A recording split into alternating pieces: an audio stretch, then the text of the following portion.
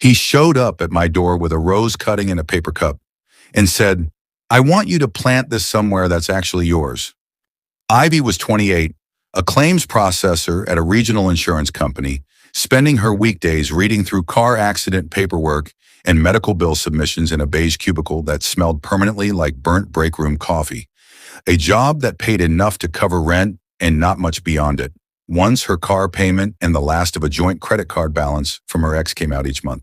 She'd signed up for a community garden plot back in March, mostly out of financial math, rather than any romantic notion about growing her own food.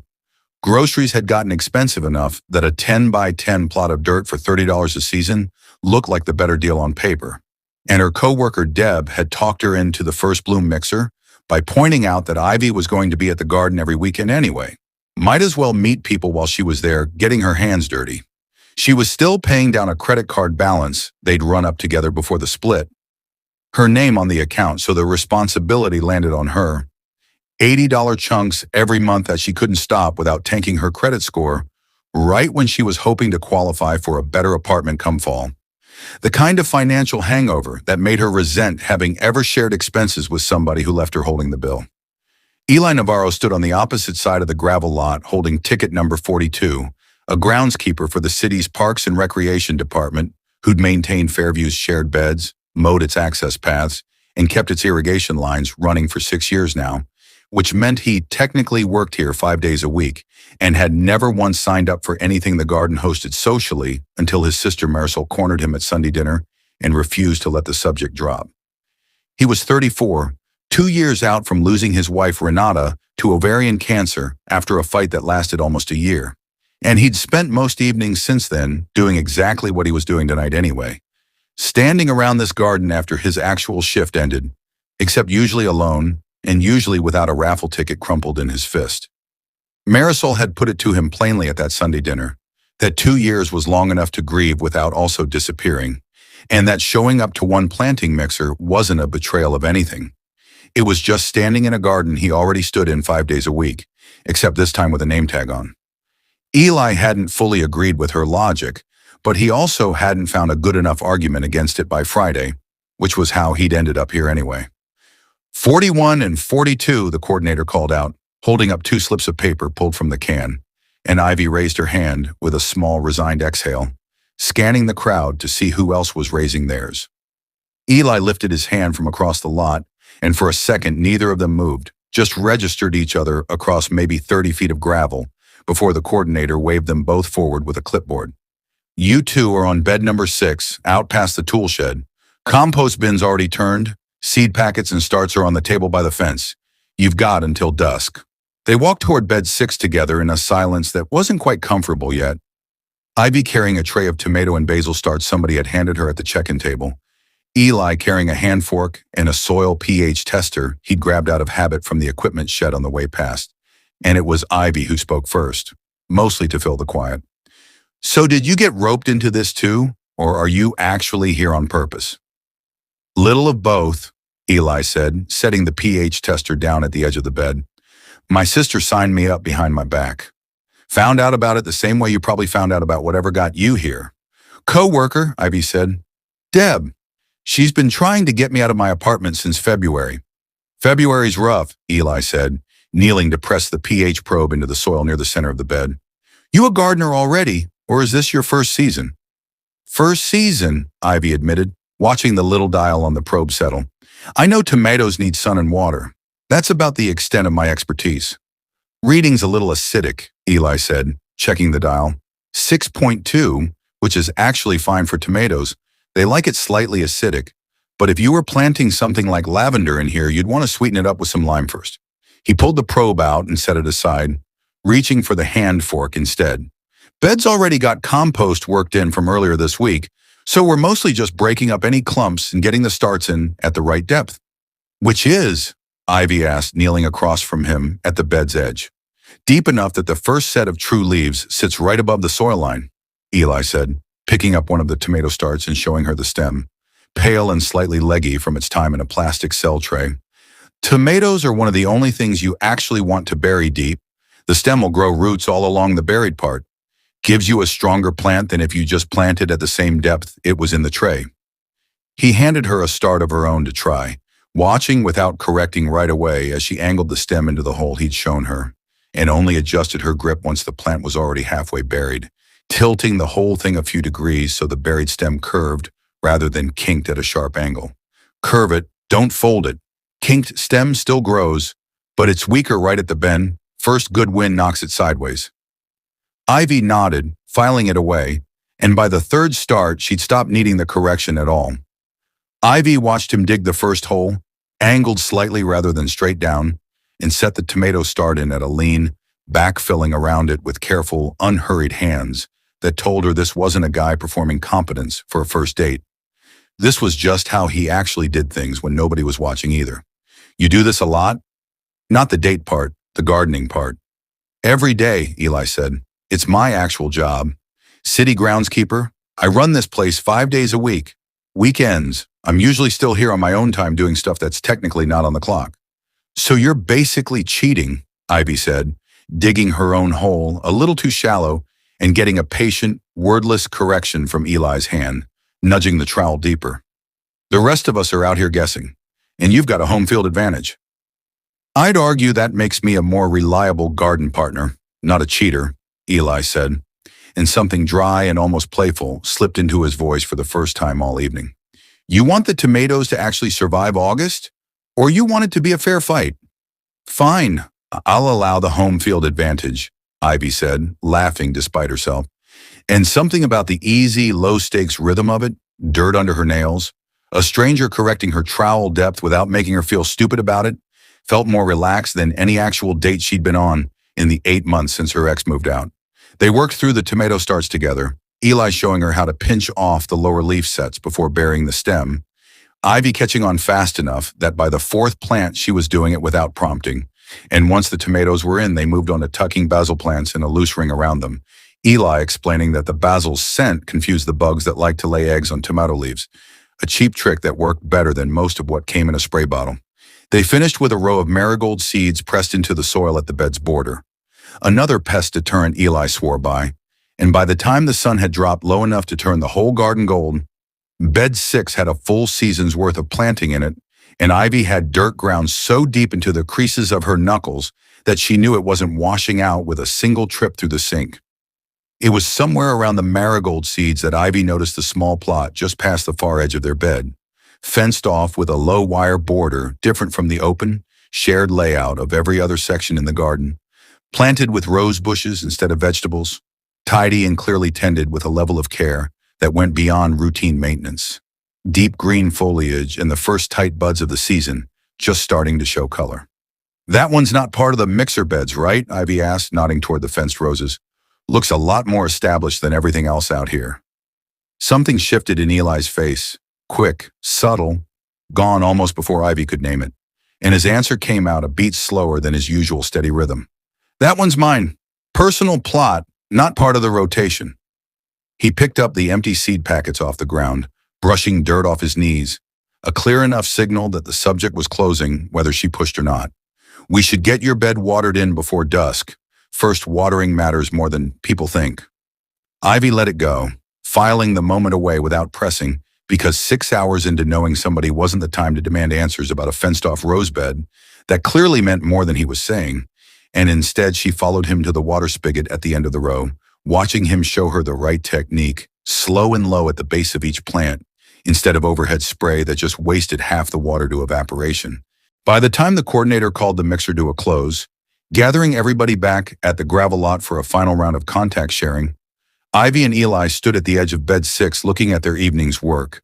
4 tomato starts, a ring of basil, a border of marigold seeds not yet sprouted, and the kind of comfortable quiet that usually took people a lot longer than 2 hours to earn. These beds need watering 3 times a week minimum once it warms up, Eli said, wiping his hands on his jeans. Coordinator usually assigns a rotation, but since it's just us on this one, figured I'd ask before she does. You want to split it, or you want me handling it since I'm already out here most days anyway? Split it, Ivy said without hesitating. I signed up to actually learn this, not to hand it off to the guy who already knows everything. Eli nodded, something like approval settling into his expression, and pulled a stub of pencil from his back pocket, writing his number down on the back of one of the empty seed packets, since neither of them had thought to bring anything better suited for it. Tuesdays and Fridays work for you? I can text before I head over in case you want to meet me here, instead of just trusting a stranger with a key to your tomatoes. Tuesdays and Fridays, Ivy agreed, tucking the seed packet into her jacket pocket, and glanced one more time at the fenced rose bed, glowing faintly gold in the last of the evening light, before they turned to walk back toward the gravel lot together, neither one of them in any particular hurry to end the night just yet. 6 weeks into the Tuesday and Friday watering rotation, Ivy Delgado had learned enough about tomato suckers and aphid patrol to stop feeling like a fraud standing in bed 6 with a watering can. And she'd learned just as much about the particular quiet that settled over Eli Navarro whenever their conversation drifted anywhere near that fenced-off rose plot at the edge of the garden. What started as two people splitting a watering schedule turned into the week a summer storm knocked something loose in both a rose bed and a relationship. And it took Ivy touching the one thing she didn't know was sacred to finally understand why Eli had spent 6 years standing guard over 10 square feet of dirt. The 6 weeks had built themselves into an actual rhythm. Ivy showing up Tuesday evening straight from work still in her cardigan and work slacks. Eli usually already there, finishing his last rounds for the department. And between the two of them, the bed had turned from 4 spindly starts into something that actually looked like a garden. Tomato plants staked and growing past knee height. Basil bushing out thick enough to pinch for actual cooking. The marigolds finally sprouted into stubborn little orange clusters along the border, exactly where Eli had promised they'd hold the line against pests. He taught her to check the undersides of leaves for tomato hornworms, fat green caterpillars that could strip a plant bare in a couple days if you missed them, and to pinch the suckers growing in the joint between the main stem and each branch before they siphoned energy the actual fruit needed. "You're getting good at this," Eli told her one Friday evening, watching her flip a leaf over and pluck a hornworm off with 2 fingers, tossing it into the compost bin without flinching the way she had the first time he'd shown her one. "Most people quit somewhere around the bug patrol part. I read through insurance claims for car accidents and burst pipes 8 hours a day," Ivy said, checking the next leaf. "A caterpillar's not exactly going to send me running." She glanced sideways at him, testing the waters a little more carefully than she had that first evening. "Speaking of things people avoid talking about, you going to tell me the rose story eventually, or is that permanently off limits?" Eli didn't deflect this time, just set down the hoe he'd been using to break up a hard patch of soil and leaned against the fence post separating their bed from his. "My wife, Renata, she died 2 years ago this past spring, ovarian cancer. Fought it almost a year before it finished what it was going to finish." He said it plainly, no dramatic pause built in, the way a person talks about something they've already cried through more times than they can count. "She used to volunteer here on weekends before she got sick. Loved this garden more than I did, even though I'm the one who technically gets paid to be in it." "That plot's for her," Ivy said, not quite a question. "My supervisor set it up," Eli said. "After she passed, I asked if I could take over her original plot permanently instead of it going back into the rotation, and he worked it out with the garden board, since I'm also the groundskeeper here and technically maintain the whole place anyway. Wasn't quite regulation, but they made an exception. Took actual paperwork through the Parks Department before they'd approve it as a memorial garden. She's got her resting place at the actual cemetery. Her family wanted that. But I asked if I could keep growing her roses here instead, since this was the place she was happiest." He nodded toward the fenced roses, their apricot-colored blooms just starting to fully open in the June heat. "Those are just Joey roses. Her favorite variety, she planted the first 2 herself the year before she got diagnosed. I've kept propagating cuttings off the original bushes every spring since. So technically, none of what's growing there now is more than a couple years old, but it's all descended from what she actually put in the ground." Ivy stood quiet for a moment, letting the weight of it settle without rushing to fill the silence the way her instinct wanted to. "That's why you didn't want to talk about it that first night.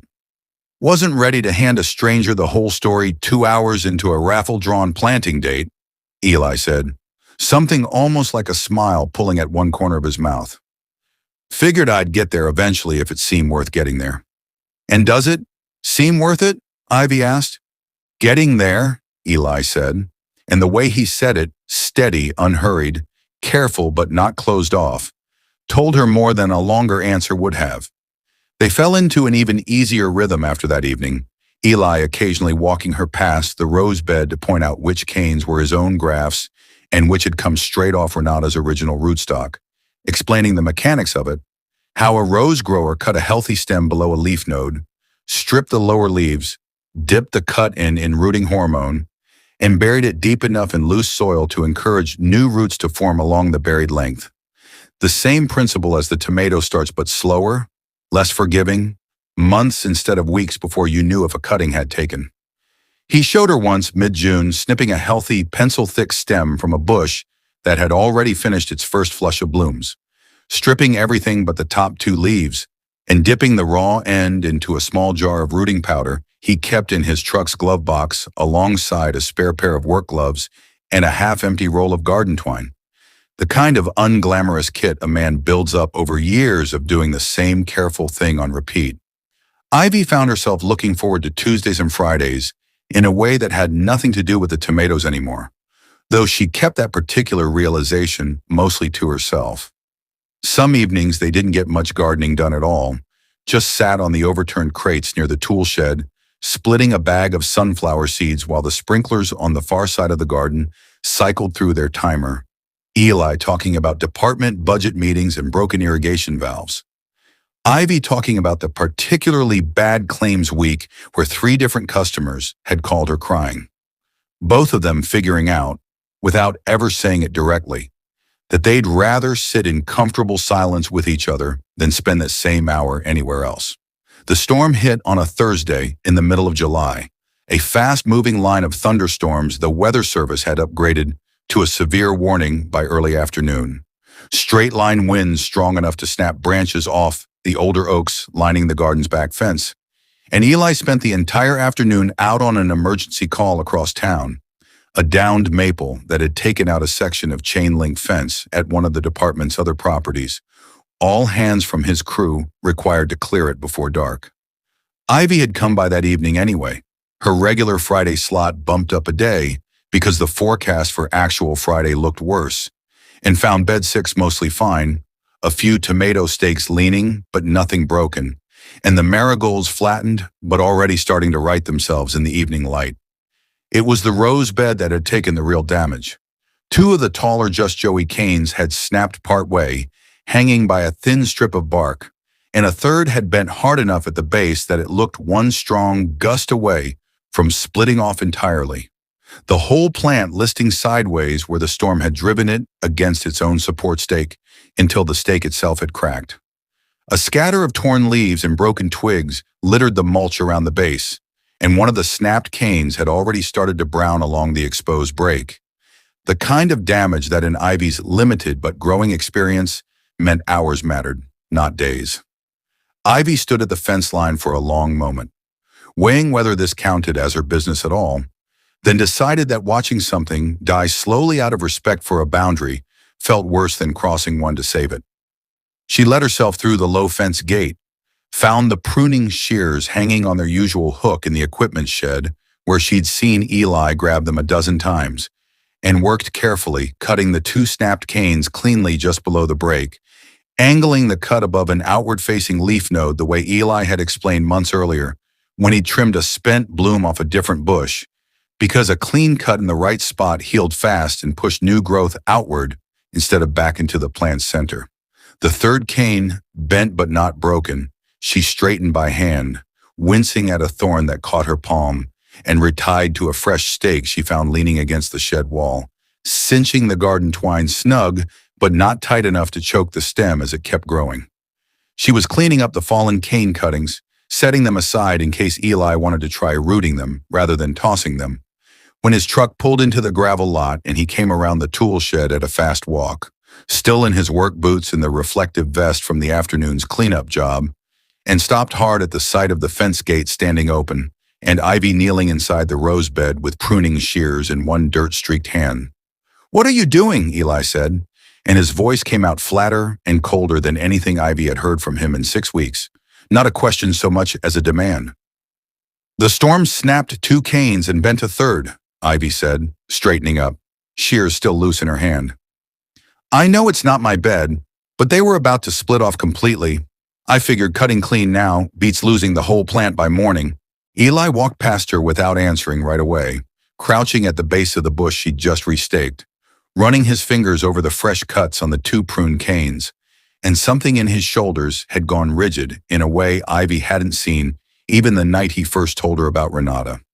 These aren't just plants, he said, quiet now instead of cold, which somehow felt worse. Every cane on this bush came off cuttings I took myself, propagated myself, watched root myself. I know exactly which ones grew off her original stock and which ones are mine. You just cut 2 of them without knowing which was which. I didn't know that mattered, Ivy said, feeling the ground shift under the conversation in a way she hadn't anticipated walking in here 20 minutes ago. I thought I was saving the plant, not making some kind of decision that wasn't mine to make. I know you were trying to help, Eli said, and he did sound like he meant it, but the words came out through a jaw that hadn't fully unclenched. But this is the one place in my whole life where I get to control exactly what happens. When a cutting gets taken, which cane grows and which one doesn't, and today I come back to find somebody else already decided that for me. He stood up, brushing dirt off his knees with hands that weren't quite steady. I need some space to sit with this. I'm not saying it's your fault. I'm saying I don't know how to have this feeling and be normal about it right now. Ivy set the shears down carefully on the edge of the bed, the fight draining out of her own posture as she registered that this wasn't really about pruning technique at all. Okay, she said quiet. I'll take Tuesday off the rotation this week. Water your bed if you want or don't, whatever you need. Eli didn't argue, didn't apologize further, just stood there in the fading evening light with his hand resting on the newly staked cane, and Ivy let herself back out through the low fence gate, latching it carefully behind her the way she should have thought to leave alone in the first place. Walking back toward the gravel lot alone for the first time in 6 weeks, with dirt still ground into her palms and a thorn scratch stinging across one knuckle, wondering if she just ended something before it had even fully started. 4 days into the space Eli Navarro had asked for, he stood alone in the rose bed at 7 in the morning before his shift officially started. Sunlight low and gold across the garden, running his thumb along the base of the Just Joey bush, and finally doing the one thing his panic hadn't let him do the evening of the storm, actually looking closely enough to tell which canes had come from what. What started as 4 days of turning the same hurt over and over in his head turned into the morning. Eli realized the thing he'd guarded so carefully wasn't as fragile or as simple as his fear had made it out to be.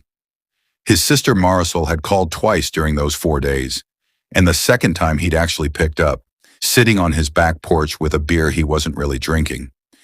Laying out the whole thing, the storm, Ivy's shears, the words he'd said in the rose bed that he wasn't proud of the more he replayed them. You made it sound like she vandalized a grave, Marisol said, blunt in the way only a younger sister could get away with. She saved a dying plant during a storm you weren't there to handle yourself. That's not the same thing as somebody disrespecting Renata. I know that now, Eli admitted, picking at the beer label. Didn't know it in the moment. In the moment, all I could see was somebody in there making decisions I didn't get a say in, and it felt like the one place I still had control over just stopped being that. Sounds like the problem was never really about Ivy, Marisol said, gentler now. Sounds like you've been white-knuckling that whole rose bed for 2 years because it's the last thing you get to manage perfectly. And something finally happened you couldn't manage, and she just happened to be standing there when it did. His supervisor's comment landed a similar hit 2 mornings later. An older groundskeeper named Frank Okafor, who'd been the one to walk the compassionate accommodation paperwork through the city's Parks Commission back when Eli first asked, stopping by the tool shed while Eli restocked mulch bags. Heard you had a rough one with the rose bed, Frank said, not unkindly, the two of them having worked alongside each other long enough that not much needed explaining. You know, Renata used to let volunteers deadhead those bushes all the time when she ran the Saturday crew. Never once acted like it was some kind of sacred ground nobody else could touch. That comment sat with Eli longer than he expected it to, because Frank was right. And Eli had known it somewhere underneath the panic, even in the moment he'd said what he'd said to Ivy, that Renata herself had never treated this garden like a shrine. She treated it like a place that grew things, handed cuttings to strangers, let volunteers get their hands into beds. She'd started herself without ever once acting like ownership was the point. Somewhere in the 2 years since she died, Eli had turned her openness into his own private fortress, and it had taken somebody else's hands in the dirt to show him the difference. So on that Monday morning, alone in the bed before his shift, he finally did what 4 days of guilt hadn't let him do. Examine the 2 canes Ivy had pruned with the same close attention he'd have given any diagnostic problem on the job, tracing each one back down to its base where it met the main stem, checking against the faint pencil marks he'd made in a small notebook years ago, cataloging which canes he'd grafted himself and roughly when.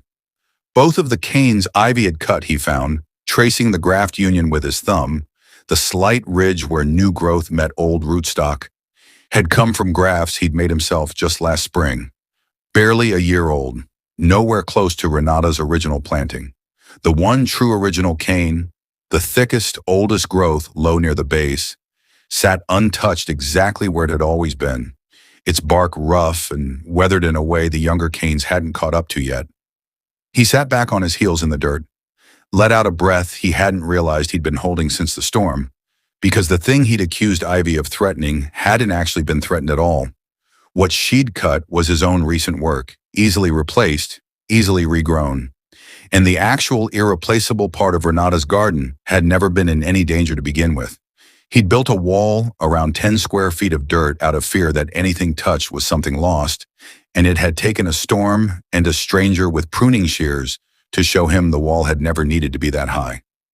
He pulled out the same small notebook he'd used to check the graft dates, flipping back through 2 years of cramped handwritten entries, dates and cane counts, and the occasional note about a bad frost or a stretch of drought, and realized somewhere in those pages that he'd been documenting this bush with the same obsessive precision he used to bring to Renata's chemo schedule, tracking symptoms and medication times in a notebook just like this one.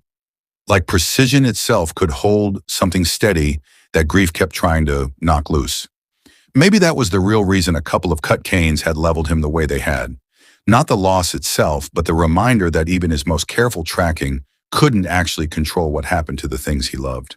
He drove to Ivy's apartment complex that evening after his shift, a small prepared cutting balanced in a paper cup on his passenger seat, one he'd actually taken and started himself 2 days earlier from a healthy cane.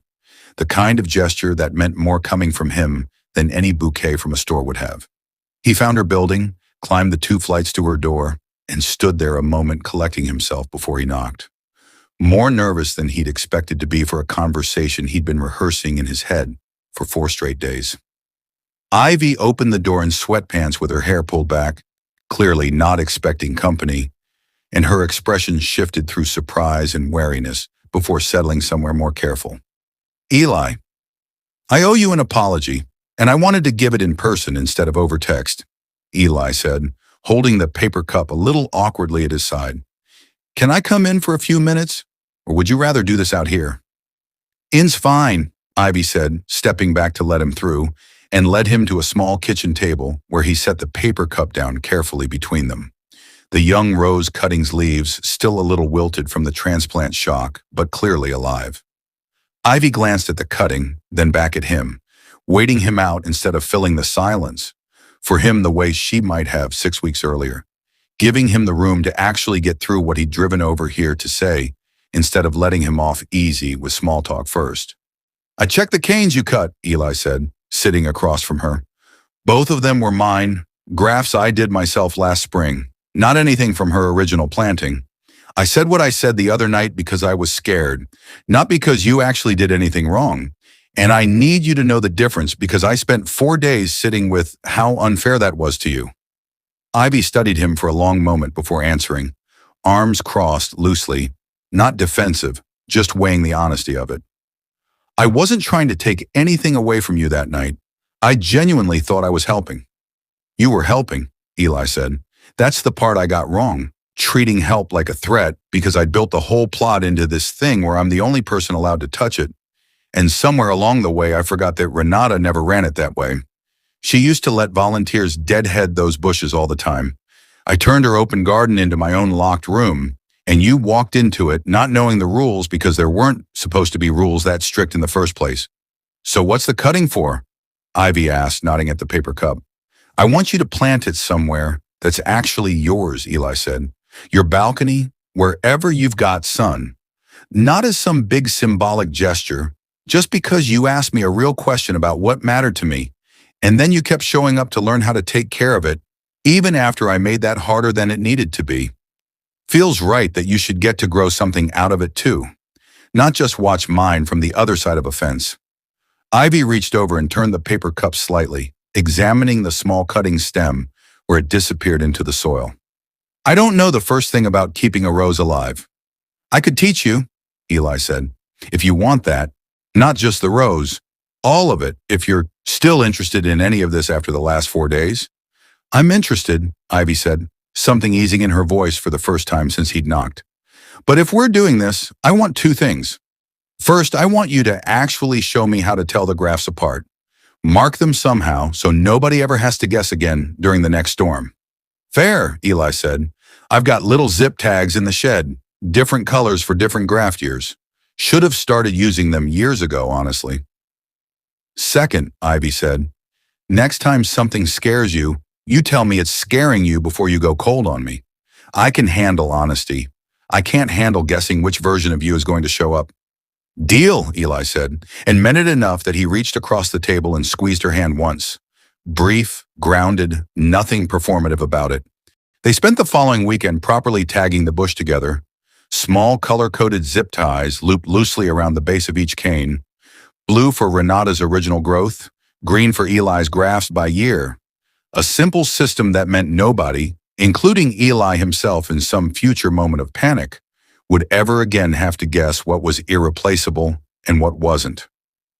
Ivy planted her own cutting in a terracotta pot on her apartment balcony that same weekend, following Eli's instructions on watering depth and sun exposure with the same careful attention she'd once given a tomato start, checking on it most mornings before work the way some people check the weather. Eli came by most Sunday afternoons after that, sometimes to check on her balcony cutting, mostly just because Sundays had become the day they'd settled into without either of them formally deciding it, and Frank started ribbing him good-naturedly around the department about how the guy who used to stay 2 hours late every night now clocked out on time more often than not, which Eli took without much argument since it was true, and he didn't particularly mind people noticing. 3 months later, on a warm October afternoon, with the garden's main beds mostly harvested out and the tomato cages standing empty in bed 6, Ivy stood on her balcony holding her coffee, examining the small potted rose that had spent the whole summer looking stubbornly unremarkable, green and leafy but stubbornly bud-free, right up until that morning when she'd found a single tight coil of apricot-colored petals just beginning to unfurl at the tip of its tallest cane. She took a photo and sent it to Eli before she'd even finished her coffee, and his response came back within a minute. No elaborate message, just 3 words that told her everything she needed to know about how far they'd both come since a storm and a pair of pruning shears nearly ended things before they started. First bloom. Look at that.